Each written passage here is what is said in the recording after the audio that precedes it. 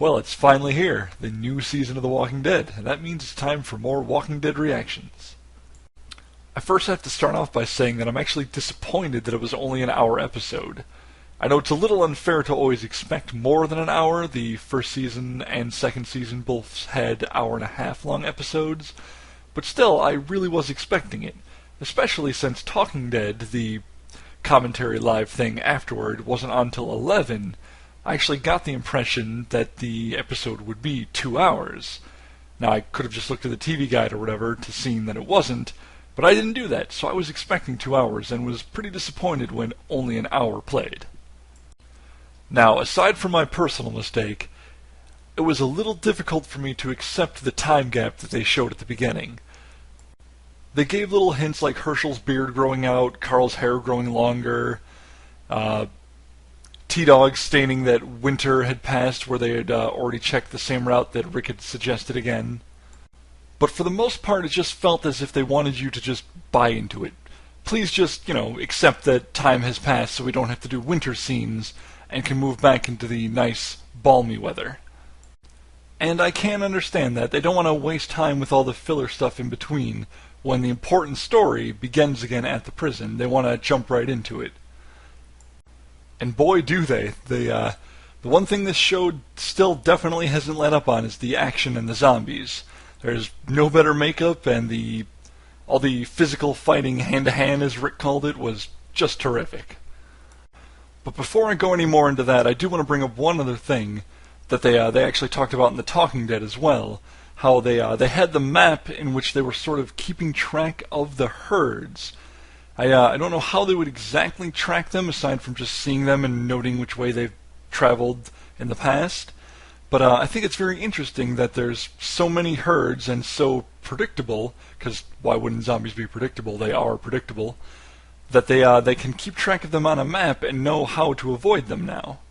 For the most part, anyway.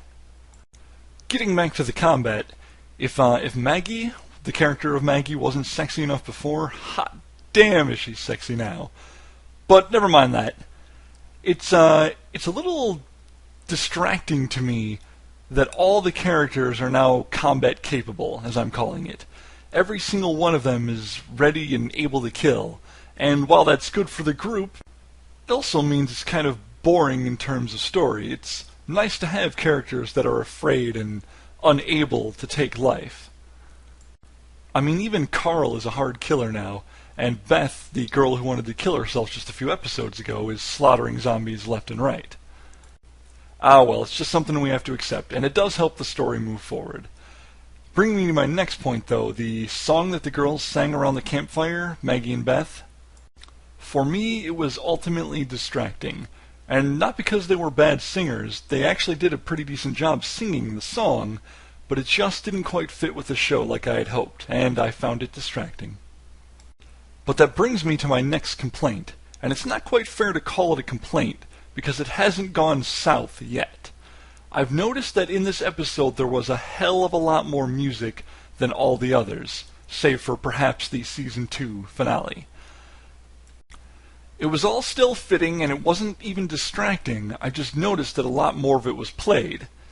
I mean, not even just the song the girls sang, but there were one or two recorded songs or produced songs included, and then the score itself was heavy in this episode.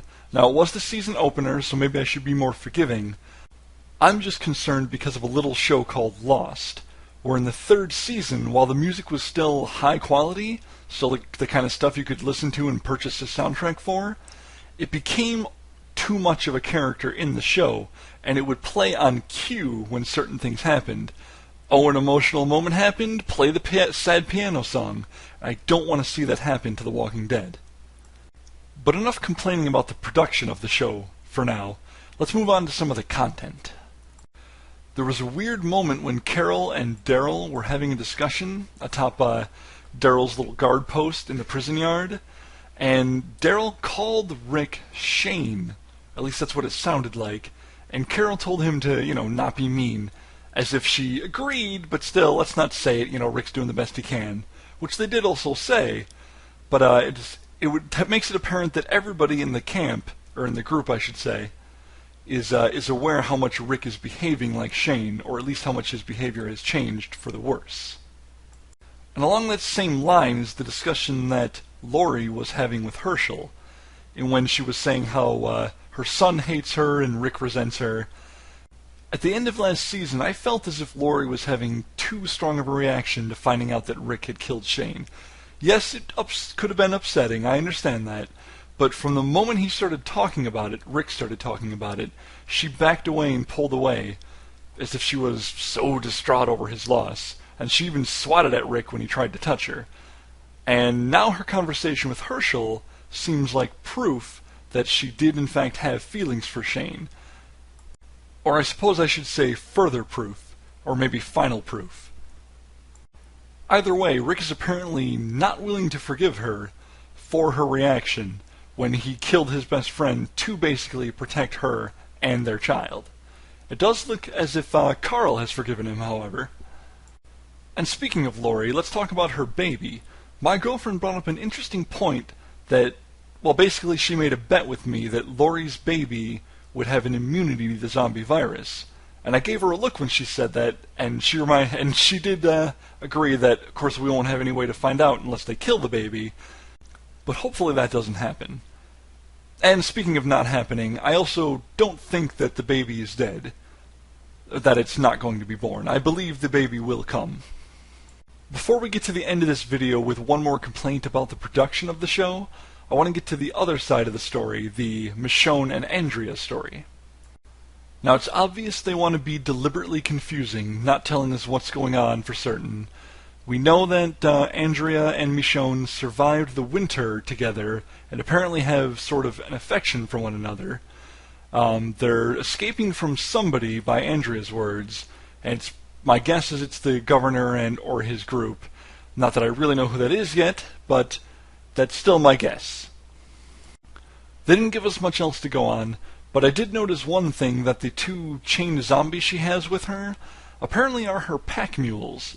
They obviously don't have their arms and jaws, so they can't really do any damage to anybody, but they were carrying all of Michonne's items, her big, large packs for her, which actually, in a way, is ingenious. It's morbid, but ingenious. And then the last thing I want to talk about is a complaint about Hershel being bitten. Now, I don't know for sure he's going to die or not, but I did unfortunately see in the little flips of next week's episode that there is a grave that Daryl's standing over, and I don't know who that would belong to if not Hershel. And while I am a Hershel fan, I'm not necessarily upset over this because he died. I'm upset because somebody, any of them, died too soon. We just had a bunch of characters die in the last episode, the end of Season 2. I feel as if we could have gone a while without that reminder that everyone can die.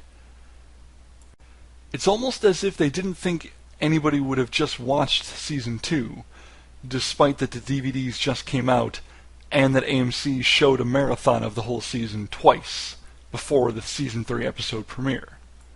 Ah well, we don't actually know that Hershel dies or not, although it seems pretty obvious that he does. Regardless, it did open an interesting avenue in that they seem to be able to cure the infection, or rather stop it from taking over someone who should be dying. As long as they save them from dying, they'll probably live without turning into a zombie. It seemed genuine to me that Glenn was checking Maggie for scratches, despite that they went into a hug afterward, and Rick seemed semi-confident that if he cut off Hershel's leg, Hershel might survive. It does seem lame to me that Rick thinks he can cut off the leg and save Hershel, when we know that people like Shane can come back as a zombie within seconds, but perhaps it was more blind hope at that point. Then finally, if I have my hope, I'm hoping that Rick does kill all those prisoners, just takes them out. They're not part of our group, we don't need them, they could be dangerous, just kill them.